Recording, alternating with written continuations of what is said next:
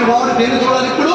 నిదానించి ఆ ఇత్తడి సర్పం ఏంటది? ప్రభువు ఎలా సిలువలో ఎత్తబడుతున్నాడో, భూతిగంత నివాసులందరూ ఆయన వైపు ఎలా చూడాలో చూపించాడు. అయితే వారు సర్పకాటుకులయ్యారు. మనతో ఏమన్నాడు? మీరు అపరాధముల చేత పాపముల చేత చచ్చిన వారిని సైతము క్రీస్తులు మనల్ని ఏం చేశాడంటే దేవుడు చేసిన